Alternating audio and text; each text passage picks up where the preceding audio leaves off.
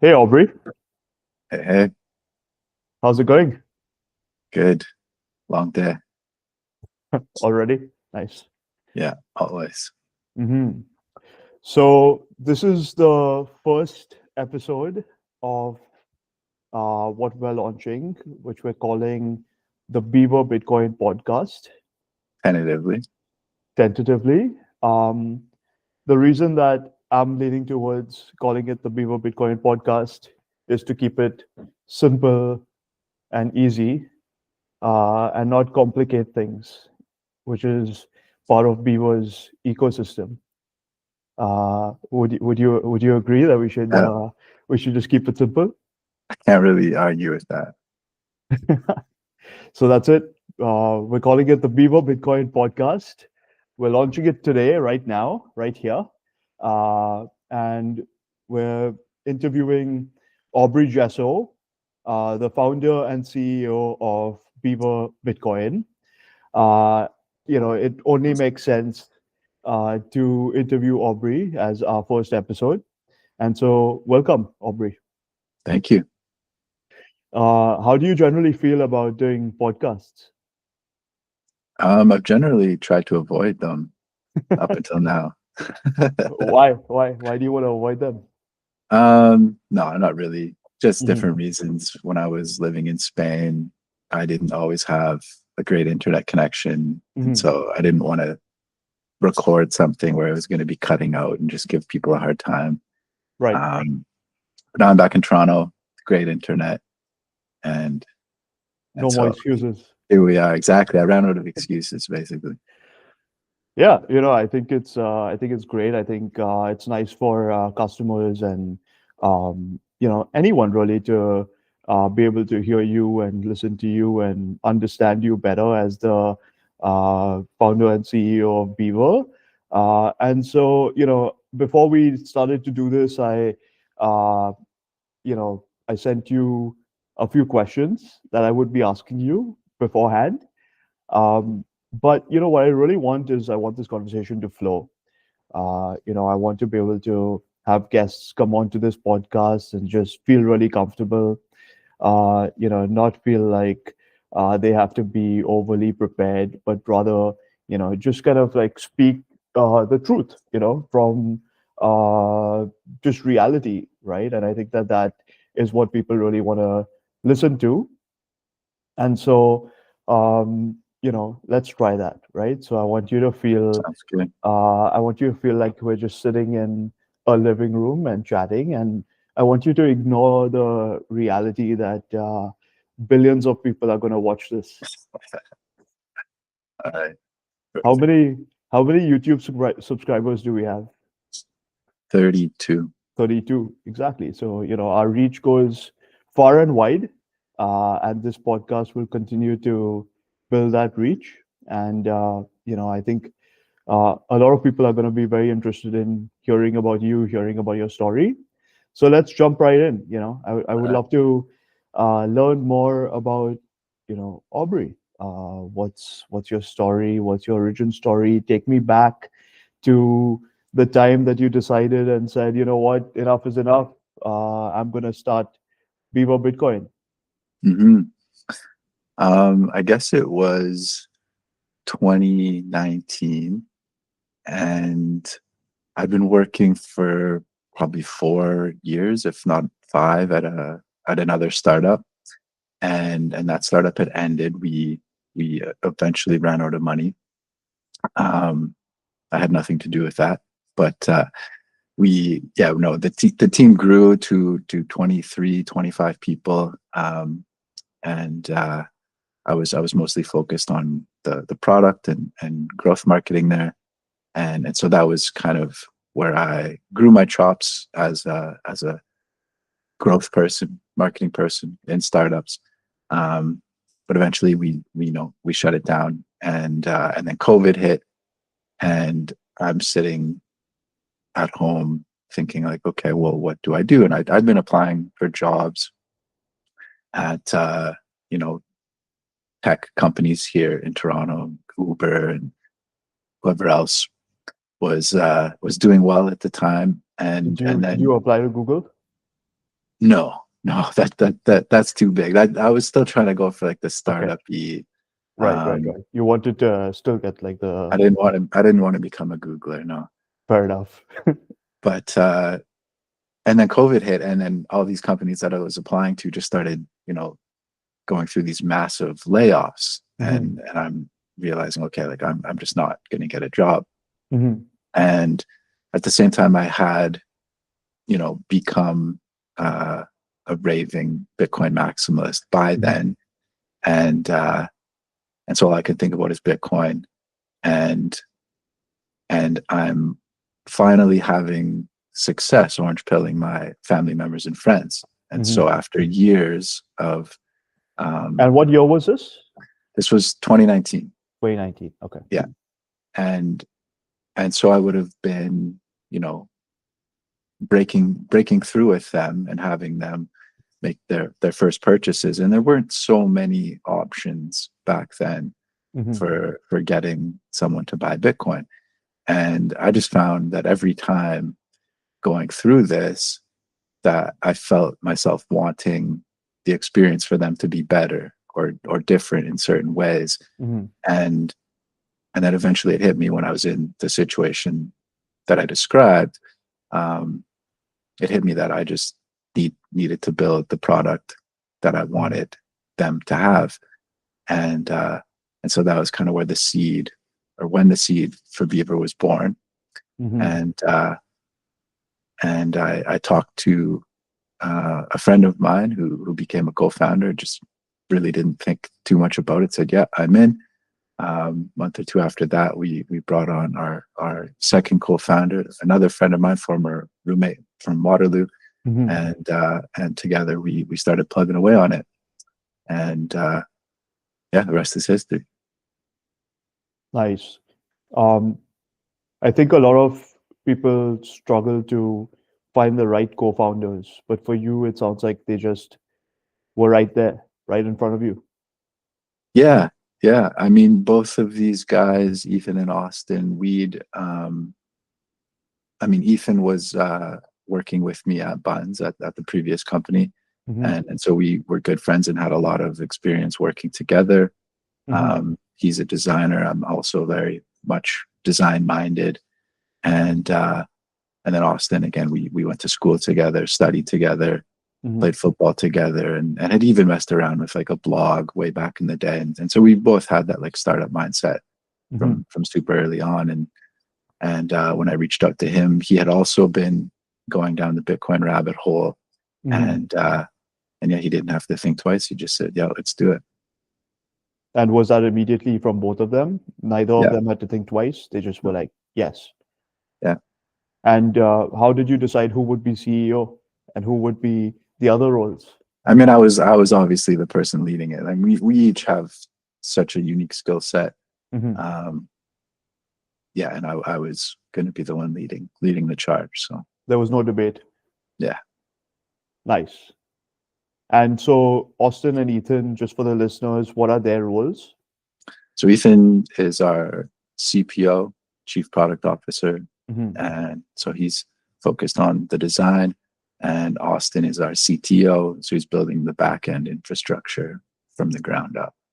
Got it. And who else is on the Beaver team? How many employees do we have? So we have two engineers, Hmm. one front end, one full stack. We have Amon, who is our co-op from Waterloo, helping us out on the marketing Crushing the side. Yeah, socials. Yeah. yeah, yeah. Then you and me, and so somewhere between 6, 7. There's people on the fringes who come and go depending on what we're working on, but Hmm. small Cool. team. Super small. Yeah. Awesome. So, what is that shift that happened for you? So, a lot of people talk about uh, becoming a Bitcoin maxi. What what is it? Like why do you believe so much in Bitcoin? And especially, on a day like today, when Bitcoin is crashing, we've hit 84,000 USD, and there's a lot of fear out there. So, as a Bitcoin maxi, how do you feel about, the current price, the fear in the market, and what is that shift for you that happened in your head that you were like, no, this is it. Uh, I'm sure that I want to focus on Bitcoin. Mhm.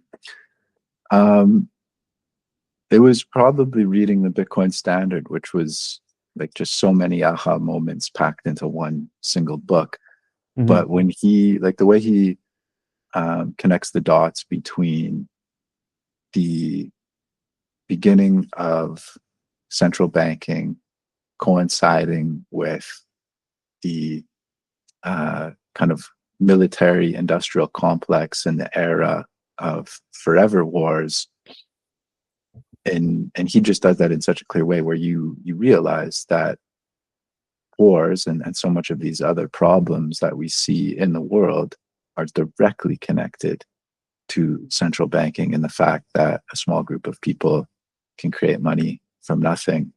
Hmm. And so when you realize that, you think, well, what can we do? And then there actually is a solution, and it's Bitcoin. And that was the major light bulb moment for me, I think. Hmm. And how do you feel today when the price is low? Or, I guess what is low, right? It's relative. Yeah, I don't feel anything anymore in terms of the price. It's just Um, in terms of the price, or do you not feel anything anymore in the rest of your life as well? just in terms of the price. Okay.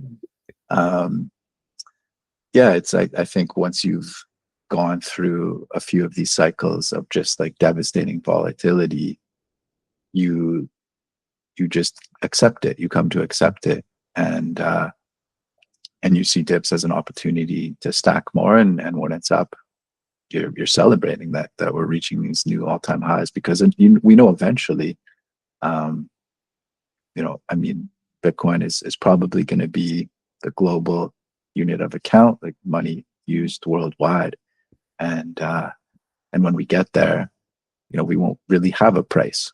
There won't be a USD or a CAD conversion rate because the money will just be Bitcoin. And so when you look at it through that lens, yeah, dips are opportunities, and all time highs are just another step along on the road.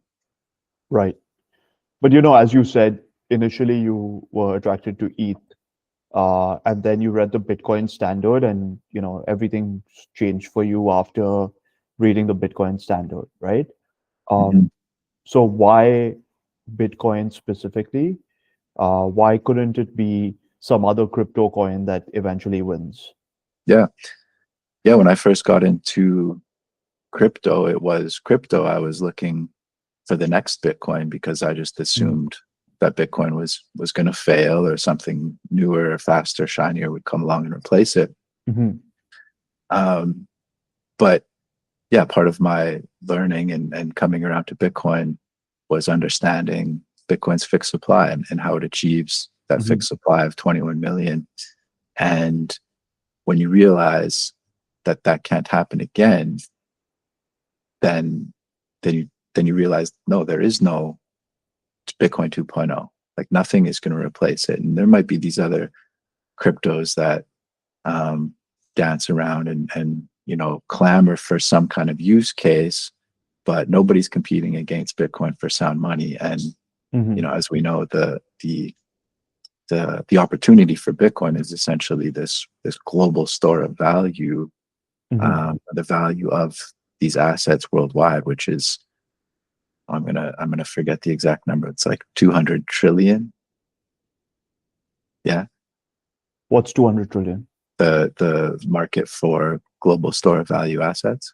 It's about 500 trillion.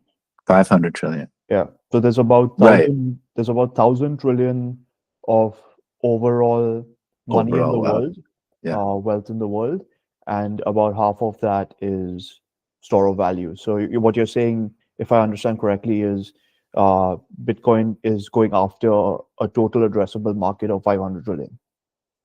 Is that what you Yes. mean? Yeah. Okay. Yeah. Yeah. I think Mahler said it well on CNBC. Mhm. Maybe like the best case for one of these altcoins is that it becomes like the size of Amazon, Mhm. and that would be a hugely successful Right. for these companies. Um, whereas Bitcoin is going after a market much larger. Right. Yeah. So Bitcoin's going after store of value, which is a $500 trillion market, versus all the other coins, Ethereum, etc., are going after almost like a company. Who Uh, knows what they're going after? Yeah. they're going after something else, but no one is competing for store of value, right? Mhm. Is there any other crypto coin that's competing for store of value? No, and Not a again, single like one. part of coming around to understanding Bitcoin is understanding why they're not.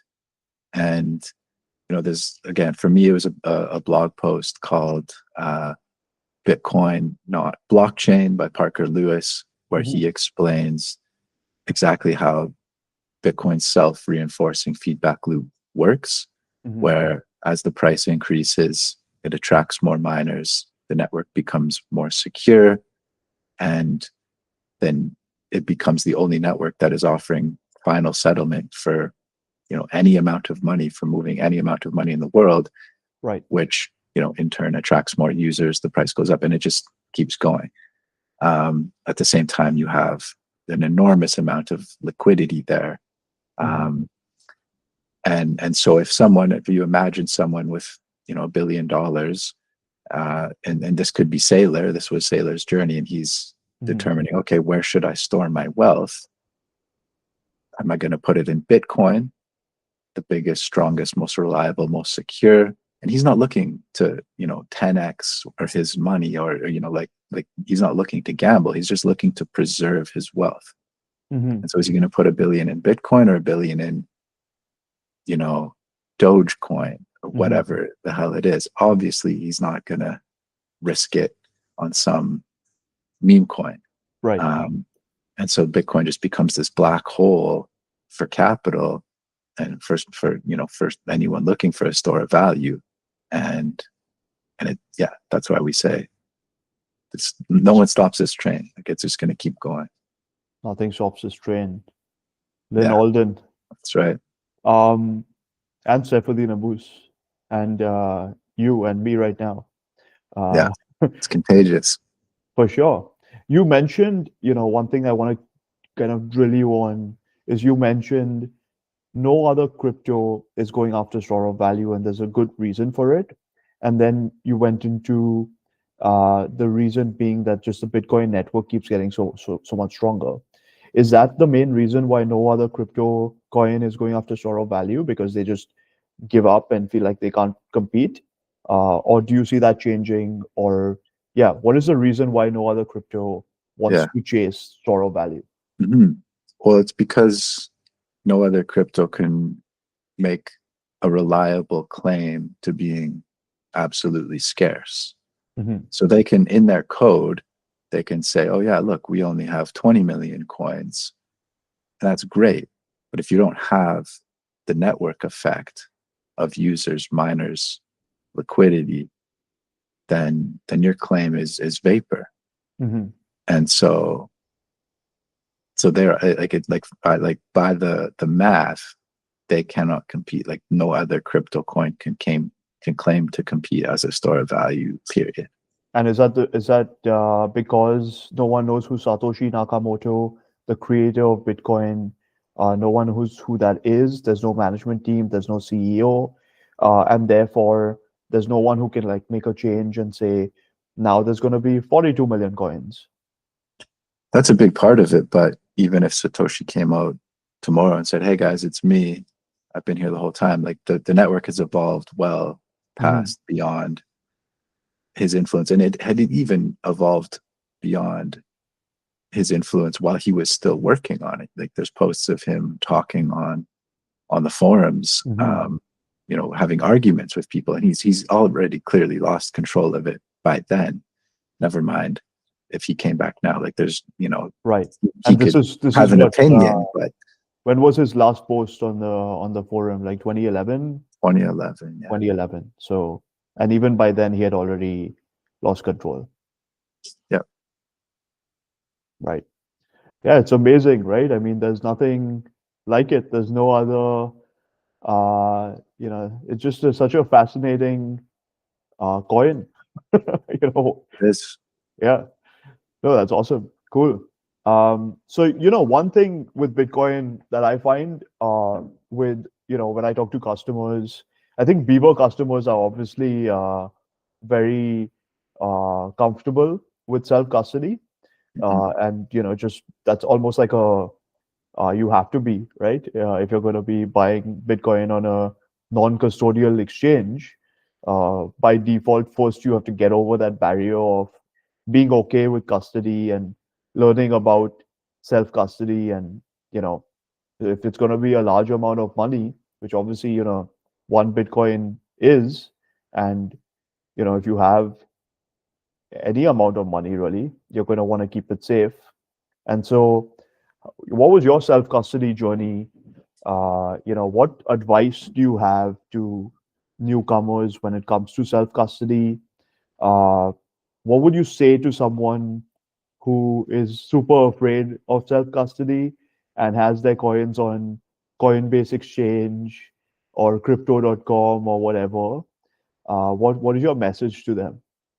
hmm I mean, we always say it's a new concept, but it's not hard, Mm-hmm. and it takes you, as long as you can download an app onto your phone and spend 30 seconds creating a wallet, writing down 12 words, you've done it. That's all there is to it.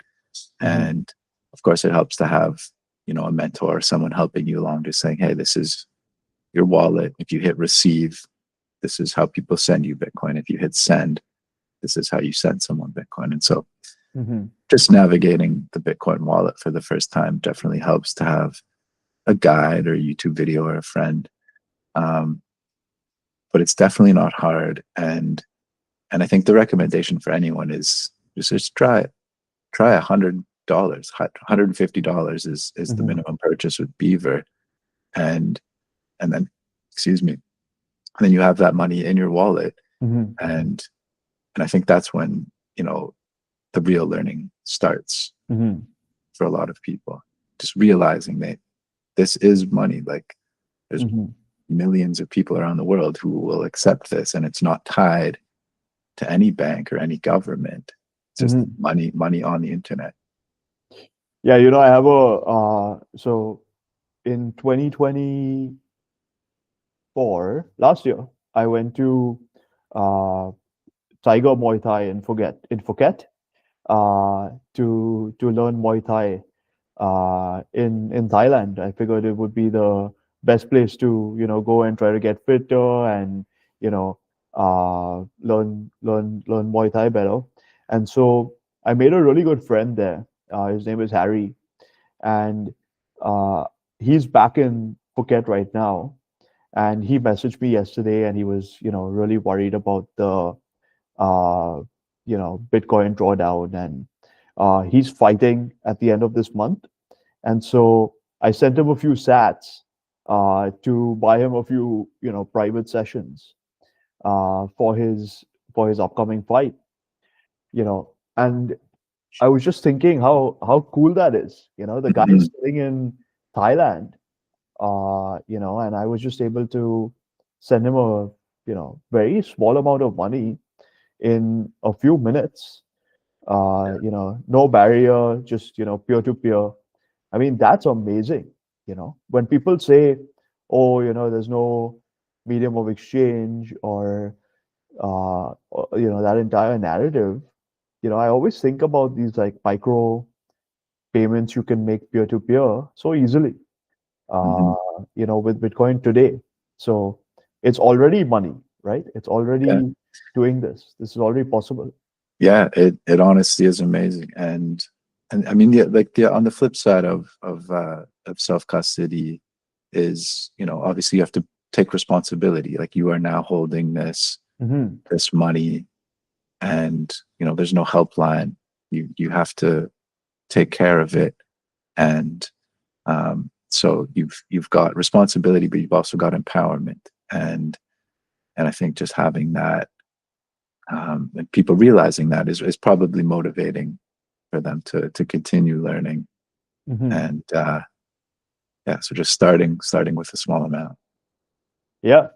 Uh, but I think what you touched on there is really interesting, and I'd love to get your thoughts on. So, everything you were saying about self-custody sounded like, okay, learn how to do it with a small amount, etc.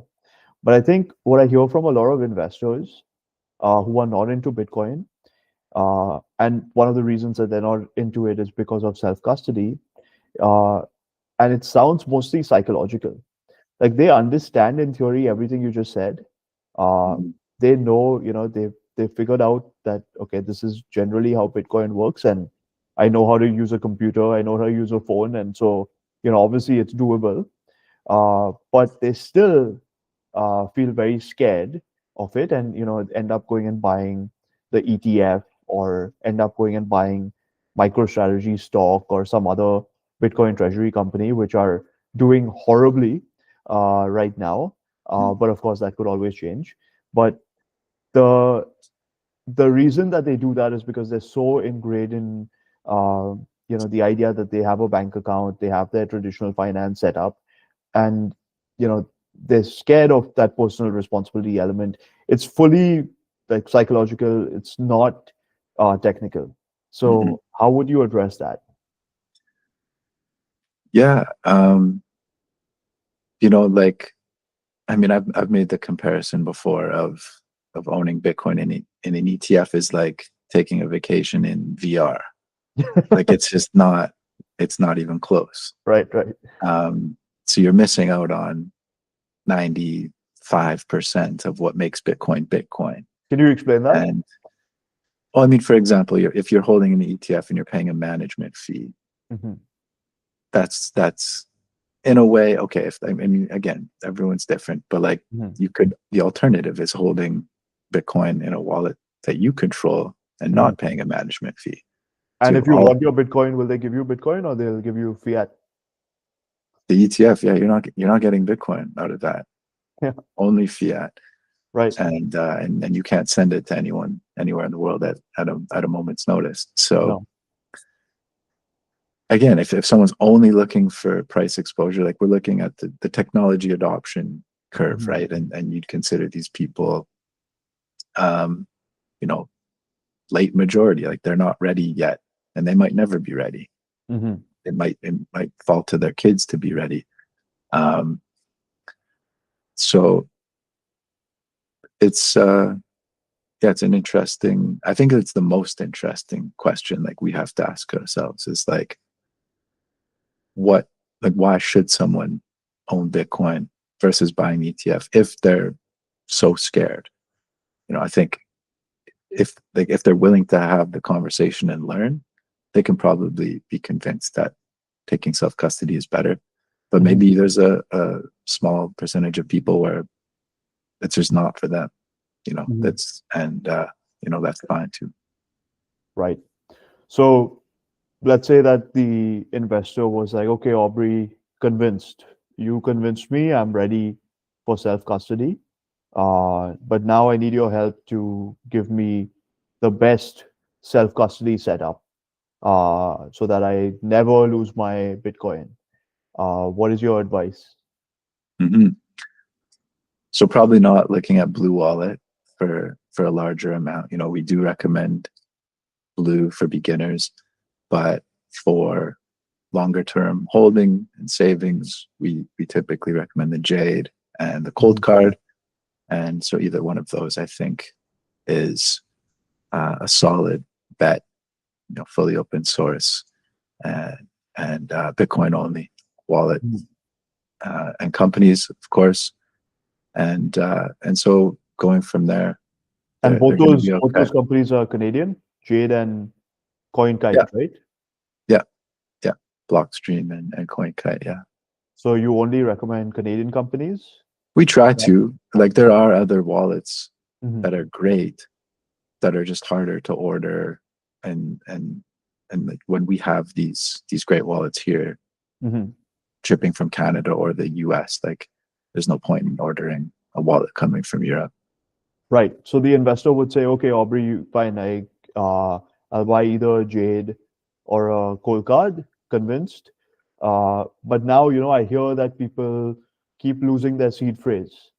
How do I make sure I don't lose my seed phrase? So my only recommendation is steel plate and put it in a safe place. Like Fireproof. treat it like the amount of Bitcoin that you're holding is worth 10 times as much as it is today. Mm-hmm. And you don't need to put it in a safe. Like that's the first place a thief is going to look, but put it somewhere Right. where you're not going to lose it. Mm-hmm. Yeah, if someone's losing their steel plate, they they might not be ready for self custody. But You have to have that you personal have to take return. it seriously. Yeah. Exactly.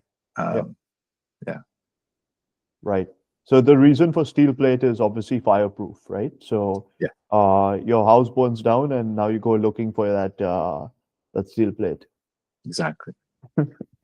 Bust up the metal detector.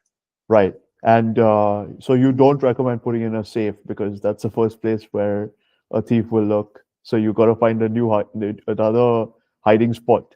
It depends. I mean, it all depends on your kind of security Setup. model, right? Yeah. And what do you think about multi-sig? For me, that's too much for most people. I think for businesses, it's great, but for individuals, just having your 12 words and a passphrase is perfectly fine. Mm-hmm. Awesome. Cool. So I'll ask you a few questions about Beaver specifically, because we haven't really gone into Beaver and, you know, uh, what is the current business model? How do you think about Beaver? What keeps you up at night? Anything you want. Mm-hmm. So I mean, the business model is super simple. Yeah. Just buy and sell. Up until recently, it's all been buy. We're in the process of rolling out sell. People can do it, but the limits are low as we kind of experiment with the flow of funds and things like that. That's the business model today, and for the foreseeable future. I think in the future, as Bitcoin continues to go more mainstream, we could look at offering additional kind of Bitcoin related financial products, maybe get into lending. We'll probably introduce a wallet at some point to just make it super easy for people to sign up and buy and hold super simply. What was the second part? What keeps me up at night? Yeah, what keeps you up at night related to Beaver? You're obviously in a new space, you're a founder, CEO. I mean, there's so much going on. It's difficult, right, to create something in a space that is new. So I'm sure there's a lot of things that keep you up at night. I probably know about them personally from working with you over the last few months, but the Yeah. listeners don't. So, what are the things that sort of keep you, you know, in the late of the night, you're thinking, oh my God, like I still have to fix this. Mm-hmm. Yeah, I mean, I sleep like a baby, but and I mean it's not easy. Mm-hmm. Like this is incredibly hard, and the exchange landscape in Canada is hyper competitive, and whether it's your traditional crypto exchanges or even just the non-custodial exchanges, Mm-hmm. here we probably have the most in the world. But the way I look at this space is like running shoes or cars. I mean, whether you have like Nike, Adidas, Reebok, or Mercedes, BMW, Audi, it's in no way winner take all. And we have different companies that offer different things, Mm-hmm. and we're not selling shoes or cars. We're selling the best form of money, the world has ever seen. Hmm. And so I'm just happy that we are a part of it, and like we're doing everything we can, and we're growing. Um, People seem to resonate with what we're doing, and so yeah, whatever problems we have, nothing is there's nothing that we can't overcome, and yeah, we just keep going. Hmm. Awesome. So, one thing I think we've built together at Beaver is our marketing strategy called Attract. Mhm. Uh, what does that mean to you?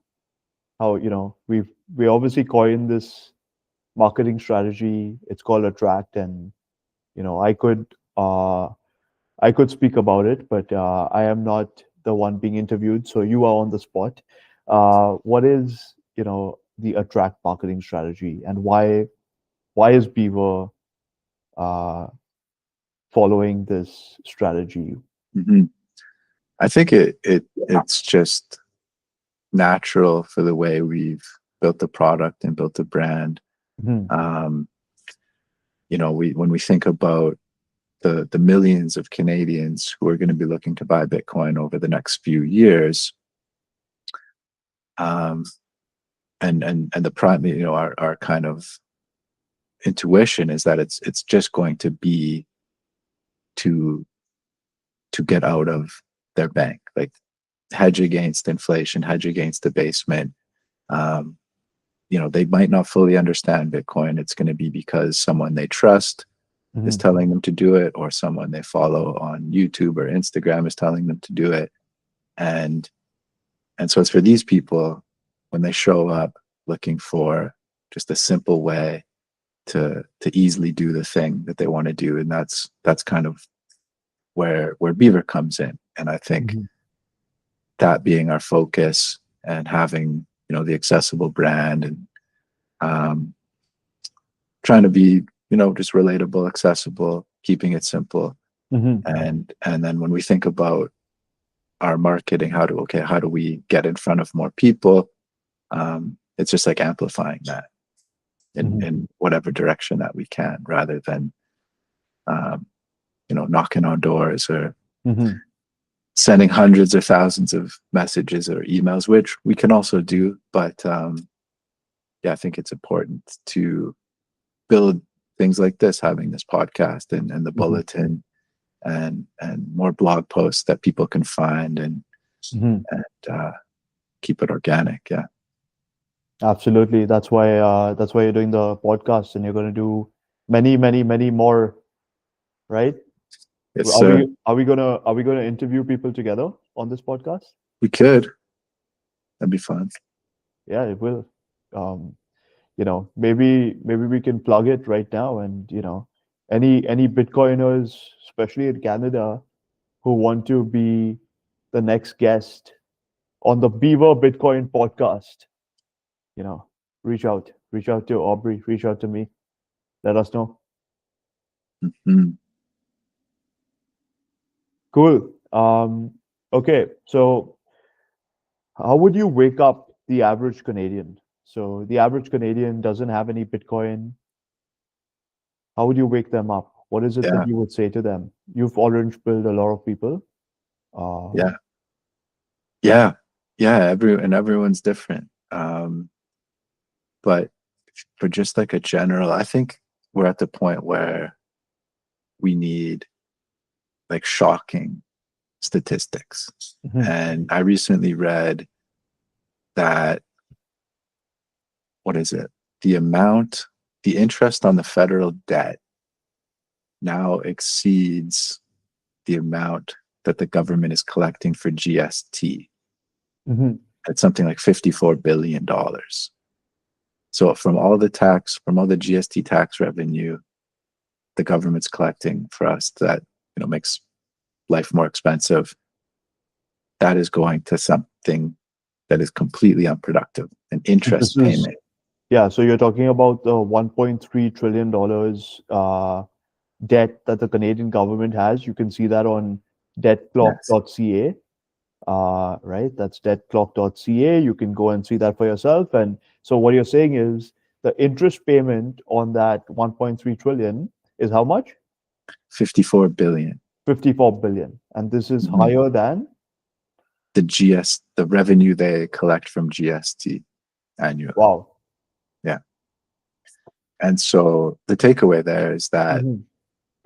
it's only getting worse because they're Mhm. only printing more money. So as they print, the interest becomes higher. Mhm. And so the only way they can continue to finance themselves is by printing more money, which again, so it's like this thing is going toward the edge, and it Mhm. will likely um, fail at some point within our lifetimes. You mean fiat currencies?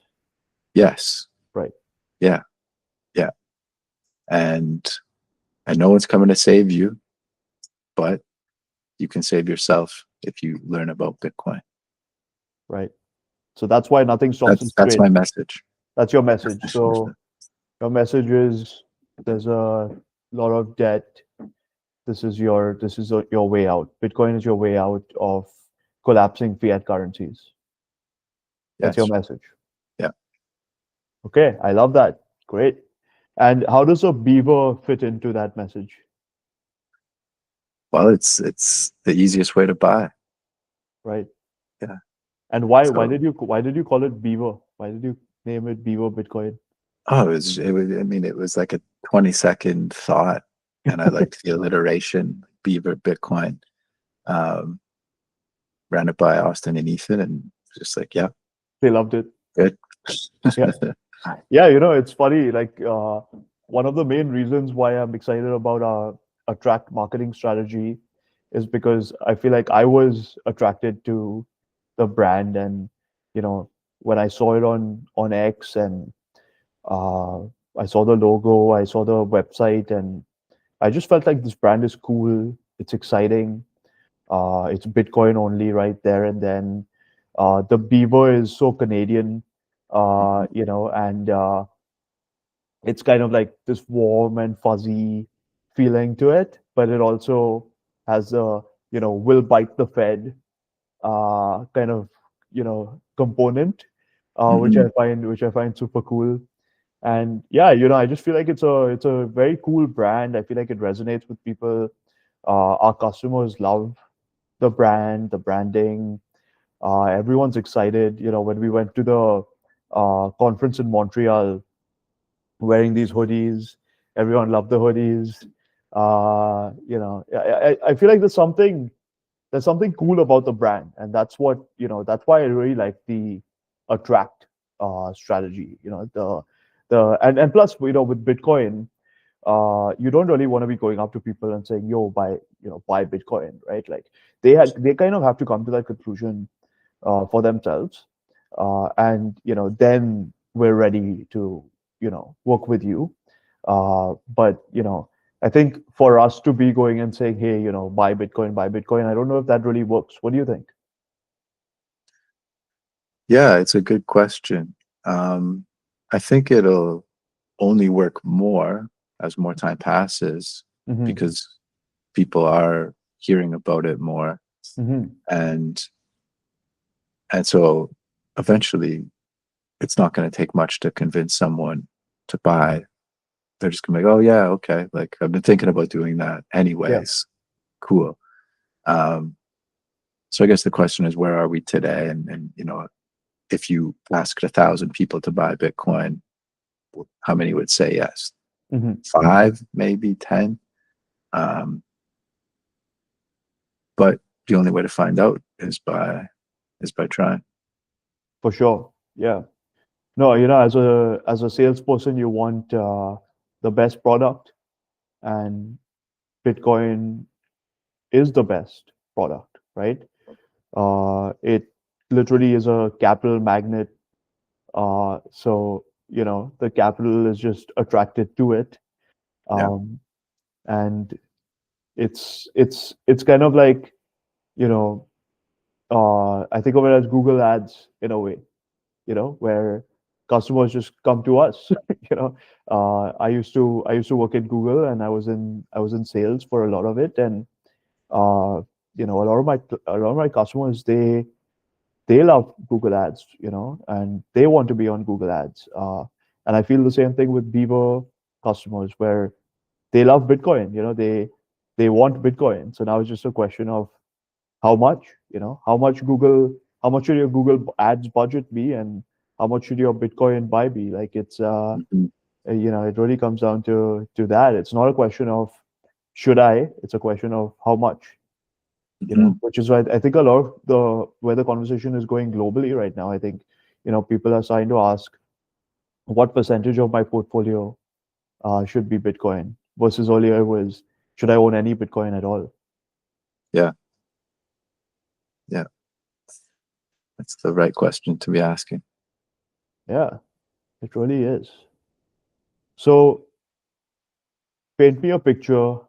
What does Beaver Bitcoin look like in 5 years? Hmm. Um, Probably not that different than what it looks like now. I think we'll have a bigger team, slightly bigger. I don't want to. You've seen some of these companies raise these massive Series A rounds and go and hire 150 people and then go through massive uh, layoffs. I think we want to keep it lean, or as lean as we can, the whole way. Just be smart, Mm-hmm. hire good people. Um, Obviously, our volumes will grow a lot in the next 5 years. Mm-hmm. Um, and yeah, just kind of like I mentioned before, if the demand is there for different services and products, um, some of our customers have now been holding Bitcoin for 4 years that they bought through us, and in another 4, there's probably a good chance they'd like to take out a loan against that Bitcoin to do something. And so, do we offer lending? Can we offer lending? Mm-hmm. Um, just having those discussions and introducing those products, the wallet again, I think that could be really cool. Mm-hmm. Um, and so it's not too complicated. Do you feel that being a Bitcoiner makes you a better founder? Because, I hear you saying things that sound like low time preference. I hear you saying things that sound like, very long term. Mhm. And, do you feel like that's influenced by Bitcoin itself and that's how you want to run the company? Yeah, I think so. And it feels like a biased answer because we are a Bitcoin company. Right. So I'm always thinking of the future and the future with Bitcoin, Mm-hmm. and they kind of go hand in hand. But um, yeah, I think taking like the long term approach that Bitcoin kind of forces you to adopt Mm-hmm. um, is the same approach that we've taken with Beaver. Mm-hmm. So in 5 years, what do you want people to say about Beaver? In 5 years. Yeah. Um, just that we're doing everything we can. Like we say, we're on a mission to fix the money. And 5 years from now, I hope that a lot more people will be on board with that mission and have purchased Bitcoin Mm-hmm. and probably be in a much better position than Not if they had not purchased Bitcoin. Yeah. right. Cool, Aubrey. I'm, almost done torturing you. That was my last, big question for you that I just asked you. Wanted to end on, legacy, right? Like, what do you want people to say about Beaver Bitcoin? And I think that was a really good answer. What I'm going to do now is I'm going to ask you a rapid fire round, right? Which is something that I want to do with everyone who joins this podcast. So, if you do want to be interviewed on this podcast, then get ready for a rapid fire round, the way Aubrey's going to be doing now. And so, okay, are you ready? Ready? So you can answer with one word or maybe like a few words, okay? But Okay. don't go into any kind of like No, long stories quick, here, okay? quick, quick. Sweet. All right. Bitcoin in one word. Sound money. Okay, that's two words, but I'll give it to you. Hardest part of getting Canadians to understand Bitcoin. Learning. Okay, self study, right? People don't want to Yeah, self study. exactly. Okay. Most underrated Bitcoin truth. In one word, cast iron. Okay. Most overrated Bitcoin fear. um, quantum. Is Lightning or on-chain the future? Both. Biggest mistake new Bitcoiners make. Hmm. Leaving their Bitcoin on an exchange. Aubrey's CEO leadership style. Um, calm, mostly calm. Mostly calm. One Bitcoin myth. I can vouch for that. You are mostly calm. One Bitcoin myth you want gone forever. It's not. What's the? I mean, the fact that it's divisible to 8 decimal places does not make it not scarce. Yeah, like it's still a pizza, right? Like I Yeah, find that very funny. Yeah. yeah. What drives conviction more, halvings or cycles?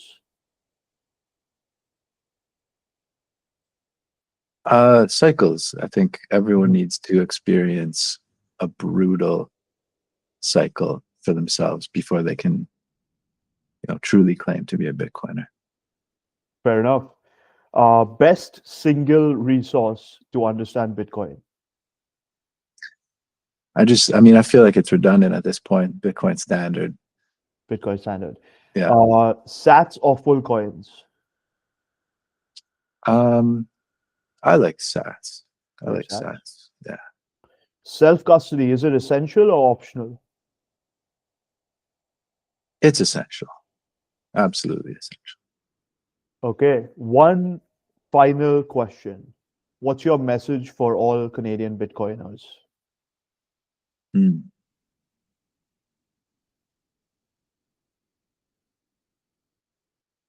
Keep going. I think we have an amazing Bitcoin community here in Canada. And we just had the Canadian Bitcoin Conference, um, which was awesome.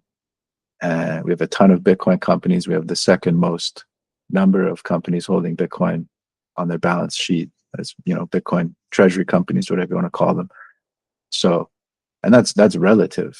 That's so we're crushing it. Mhm. And whether it's out west, out east, in Toronto, we're everywhere. And so keep going. Okay, Aubrey, thank you so much for joining the first episode of the Beaver Bitcoin podcast.